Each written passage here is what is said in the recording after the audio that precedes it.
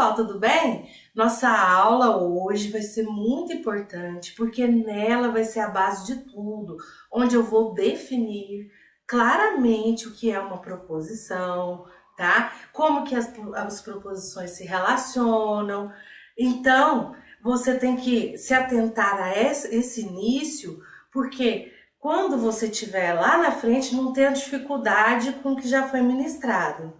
Beleza? Eu não vou dar um curso de macetes, eu vou dar um curso de entendimento do conteúdo, tá bom? Então vem comigo, futuros aprovados. Fundamentos da lógica. Para se entender lógica, primeiro a gente tem que saber que lógica é essa, né?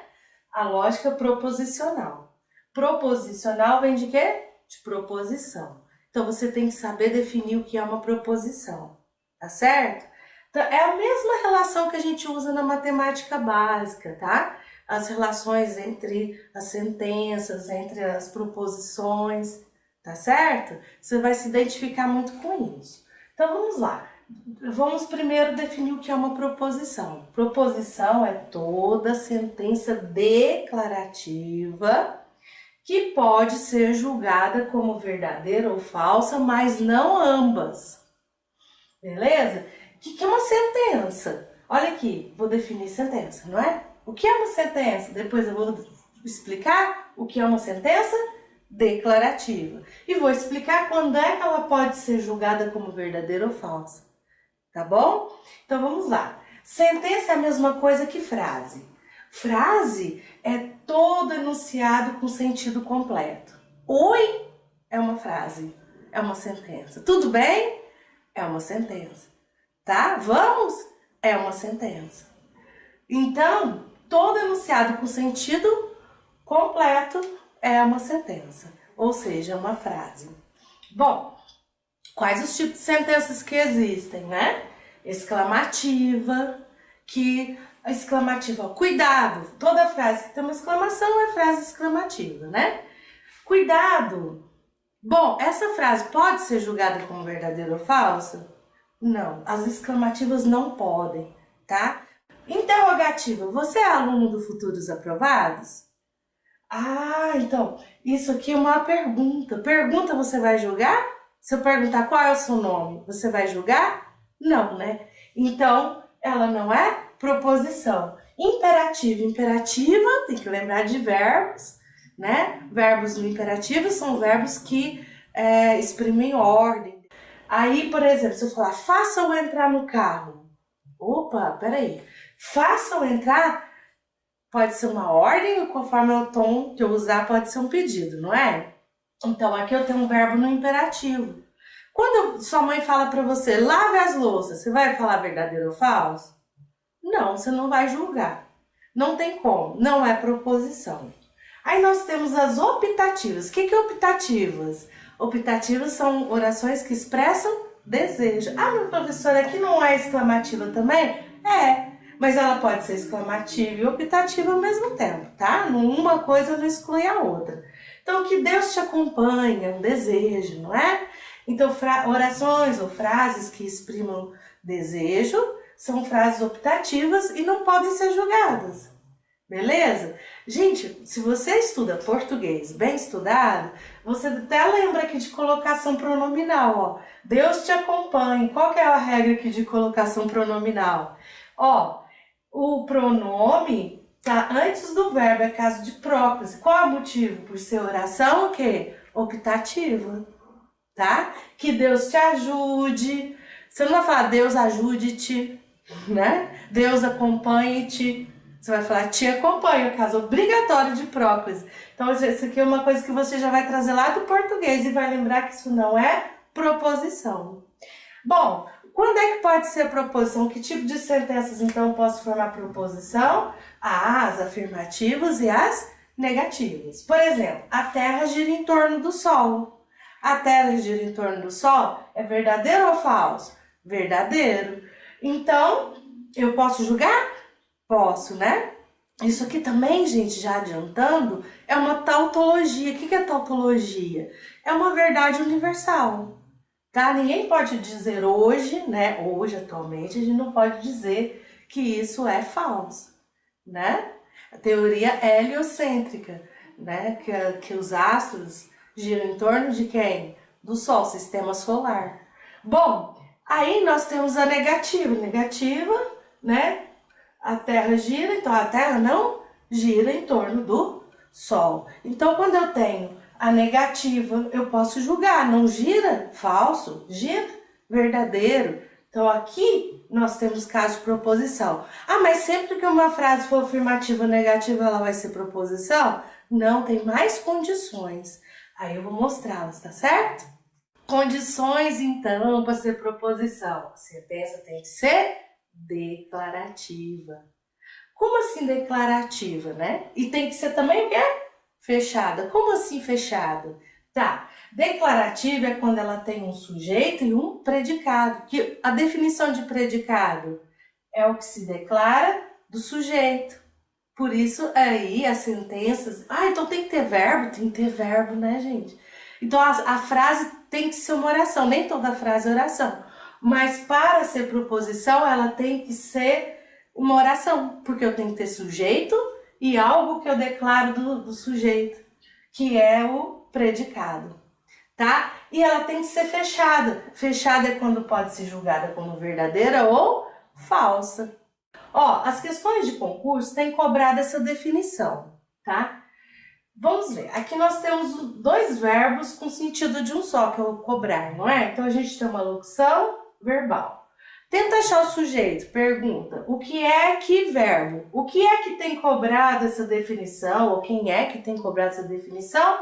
As questões de concurso. Então, eu tenho sujeito. Tirando o sujeito, o restante é o que se declara dele, que é o predicado.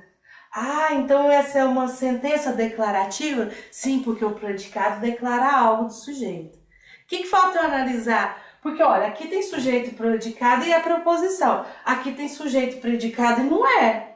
Então, essa oração é declarativa e essa é. Essa é proposição e essa daqui não é. Vamos ver o que tem de diferente? Bom, eu declarei algo sobre o sujeito, ok?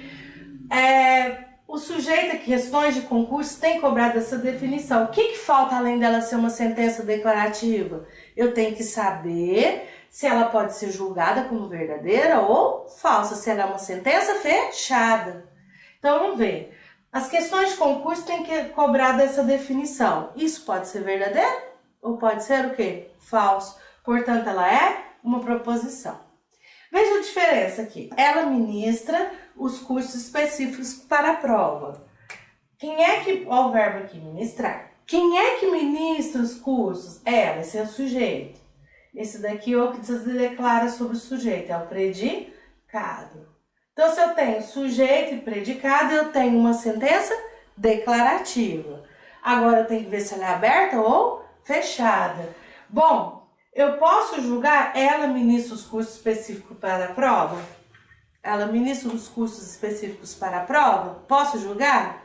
Eu sei quem é ela? Não, né? Então, esse sujeito, ele não está especificado. Eu não sei quem é ela. Se eu não sei quem é ela, eu não posso julgar ela quem? Sei lá nem de quem que você está falando. Então, aqui nesse caso, não é proposição. Bom, a gente sabe que em várias ciências a gente tem que estudar o quê? Os princípios, não é? Se você vai estudar direito constitucional, aí o que você vai ter que estudar? Os princípios que regem, não é isso? Porque se você ferir um princípio constitucional, você consegue anular uma lei, uma ordinária, por exemplo, né? Então, olha, nós vamos estudar os princípios que regem as proposições, tá? Os básicos. Os princípios básicos são 3, os mais cobrados. Mas quem tiver mais atualizado vai entender que tem um 4º princípio aí regendo, tá certo? Então, nós vamos falar do princípio da identidade, o princípio da não contradição, o princípio do terceiro excludente e o princípio da razão suficiente. Vamos lá. Princípio da identidade. Uma proposição verdadeira é verdadeira. Uma proposição falsa é falsa. E acabou. Ah, então como assim? Ó, se eu falar a Terra gira em torno do Sol, essa proposição é verdadeira? Então ela é verdadeira. né? Se você estudar, então passará, mas professora, nessa proposição isso poderia ser verdadeiro, poderia ser o quê? Falso, não é verdade? Se você estudar, então passará. Eu estudei e não passei, poderia ser falso. Eu estudei e passei, pode ser o quê? Verdadeiro. Mas quando ela for verdadeira, ela vai ser verdadeira. Quando ela for falsa, ela vai ser falsa. Beleza? Esse é o princípio da identidade. Princípio da não contradição. Uma proposição não pode ser ou não ser ao mesmo tempo. Como assim? A proposição não pode ser falsa e verdadeira ao mesmo tempo. Ah, é falso, mas é verdadeiro. Não. Porque, olha, veja bem, se eu ministrar um curso e disser algo como verdade, e depois de algum tempo do curso falar a mesma coisa como falso, você, mas a professora está se contradizendo. Não é isso? Ela disse uma coisa e depois outra. Então, na proposição não pode ter essa contradição, tá certo? 5 é par, é falso. Não é falso e verdadeiro ao mesmo tempo, tá? Você estuda e trabalha. Ou isso é verdadeiro ou isso é falso. Mas falso e verdadeiro ao mesmo tempo, não. Vamos supor, eu estudo só, eu não trabalho. Eu tô falando que eu estudo e trabalho. Isso é falso, porque eu só estudo. Falso, só falso. Agora, num outro momento eu estudo e trabalho. Então, para esse outro momento, isso vai ser o quê? Verdadeiro. Mas nunca vai ser falso e verdadeiro ao mesmo tempo. Princípio do terceiro excludente ou do terceiro excluído, tá, gente? Terceiro, a gente está falando de valoração. Verdadeiro, falso. Terceiro seria algo em torno de verdadeiro ou falso, mais ou menos. Quer ver? Você vai entender. Só existem 2 modos de ser. A proposição ou será verdadeira ou falsa e não há outra alternativa. Ah, mas professora, eu entendi. É verdadeira ou falsa, não tem outra alternativa. Antônio é mentiroso. Eu chego aqui para vocês, tá? No outro dia tem aula e gente, Antônio é mentiroso. Aí umas pessoas ficam indignadas comigo.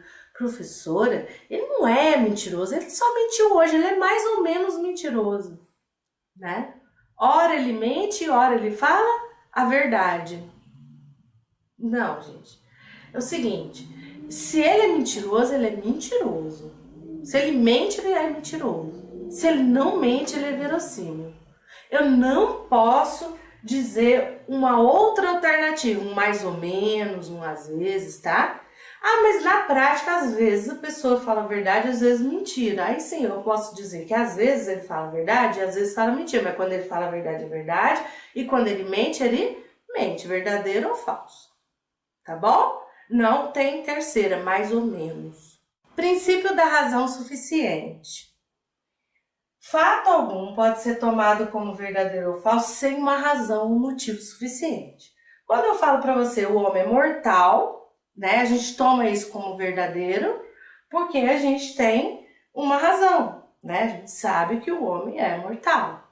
Beleza. Se eu falar a Terra gira em torno do Sol, para esse momento agora, isso é o quê? Isso é verdadeiro, não é? Nem sempre foi assim. Se a gente pensar no passado, quando colocava a Terra como centro do universo, aí o homem acreditava o quê? Que os astros, como Vênus, a Lua e o Sol, giravam em torno da Terra. Para aquela época, isso era tomado como verdade, né? Aí, graças a Copérnico, né, que já fez essa suposição de que não seria o Sol que girava em torno da Terra, e sim a Terra em torno do Sol, e depois comprovada por Galileu, quando ele fez a primeira luneta. Aí a gente agora, nesse momento, admite o quê? Que a Terra gira em torno do Sol. Essa é uma razão suficiente. Tá certo? Pode ser quebrado um dia a teoria? Até pode, mas a razão de hoje é a Terra gira em torno do Sol. Isso daí é considerado como o quê? Verdadeiro, e eu tenho uma razão para te apresentar. Pluralidade do sujeito. A gente tem lá sujeito simples, composto, determinado, indeterminado. Então, o sujeito aqui, no caso das proposições, eles podem ser classificados. Por exemplo, número 1, universal. O que é universal? Universal é quando eu generalizo. Até a gente procura evitar, às vezes, isso em redações, né? Eu falar assim para você que todo professor ama dar aula, ministrar aulas. Mas vem cá. Não, professor, não são todos, você está generalizando, né? Então, aí, o todo, ele é universal, né? Eu peguei todo o conjunto e fiz uma proposição. Também, ao contrário, se eu falar nenhum também eu estou universalizando, certo? Posso particularizar, os dois, particular. Algum professor ama ministrar aulas. Algum é uma característica particular. Esta professora ama dar aula, particular, tá? Aí temos singular. Singular é um número. Quantas pessoas? Uma única pessoa, um único objeto, né? A característica dele. Então, singular. Agora, indeterminado é aquele que a gente não pode identificar. Lembra aquela proposição em que eu disse lá, ele, ela saiu, ele, ela fez alguma coisa? Ele quem? Não consigo identificar. Então, essa é uma das pluralidades do sujeito. Aí nós temos a fórmula da cópula. É o seguinte, a matéria da proposição é o sujeito e o predicado. Já a forma da proposição tem a cópula. Possui como função afirmação ou negação. A cópula ela é usada muito em estatística, tá? Em eventos estatísticos. Então, a gente usa a função dela como afirmação e negação. A afirmativa é quando a negação não está presente. E negativa é quando é afetada pelo não, né? Ou a relação entre o sujeito e o predicado for negativa. Bom, vamos aplicar esse conhecimento nessa questão. Na lógica clássica, as proposições que compõem um raciocínio são classificadas como universais ou particulares. Quem achou que começou a assistir o curso e achou, isso não cai, né? Tá aqui a questão, tá?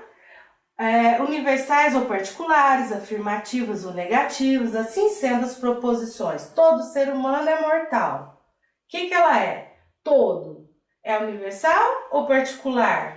É universal. Então agora, ó, a gente já vai ficar universal, universal. Afirmativa? Afirmativa. Então nós ficamos entre duas, ó. O concurso já é feito para isso, tá? Para você já eliminar e ficar entre duas. Geralmente as questões entre duas. Afirmativas e negativas, né? O 2. Então algumas pessoas não usam óculos. Então tá fácil. É algumas. Particular ou universal? É particular, né? Particular. Afirmativa ou negativa? Negativa. Aqui você já responde a questão. Beleza? Só que a gente está treinando, né? Alguns motoristas são descuidados. Alguns é particular? Afirmativa. Particular, afirmativa. Então a resposta fica letra E. Próxima questão. Em lógica, pelo princípio do terceiro excluído, terceiro excludente, não vimos? Antes de você ler, você tem na ideia o que é esse princípio. Porque você começa a ler a questão, você tem 5 alternativas e uma só correta, né? 4 falsas, uma verdadeira. Vai tentar te confundir. O que é o terceiro excluído? Vamos lembrar que é o primeiro, o segundo e o terceiro que a gente exclui? Uma proposição, ela é verdadeira ou falsa e não há outro. Não há um terceiro, uma terceira hipótese, mais ou menos. Lembra de você é mentiroso? João é mentiroso? Maurício é mentiroso? Né? Então, não tem mais ou menos mentiroso aqui, né? Essa é a lógica desse princípio. Bom, vamos deletrar. Uma proposição falsa pode ser verdadeira, uma proposição falsa pode ser verdadeira. Né? Falsa é falsa, verdadeira é verdadeira. Letra tá fora. Uma proposição verdadeira pode ser falsa. Pode? Uma verdadeira pode ser falsa? Não, né? Então já tá fora. Uma proposição ou será verdadeira ou será falsa e não há outra possibilidade. Assim, a outra possibilidade seria o terceiro. Mas o terceiro é o quê? Excluído. Então, legal, a resposta fica letra C. Aqui é o princípio do terceiro excluído. Mas vamos ver o que está dizendo na letra D? Uma proposição verdadeira é verdadeira e uma proposição falsa é falsa. Qual princípio é esse? Esse aqui é um dos princípios. É o princípio da identidade. Nenhuma proposição poderá ser verdadeira e falsa ao mesmo tempo. Essa também é o princípio da não contradição. Então, gente, cai princípios, tá? E é fácil, e quem estudou certo consegue, quem não estudou certo, infelizmente, vai errar uma questão fácil, né? Bastaria ter lido que saberia. A lógica clássica possui princípios fundamentais que servem de base para a produção de raciocínios válidos. Esses princípios foram inicialmente postulados por Aristóteles. Aristóteles é o pai da lógica. E até hoje dão suporte a sistemas lógicos. Tais princípios são... Eu falei princípio da inferência? Não, então não é. Diversidade? Não. Da identidade eu falei? Falei. Da inferência? Não. Da identidade? Sim. Da não contradição? Do terceiro excluído? Então, nós temos aqui letra D de dado.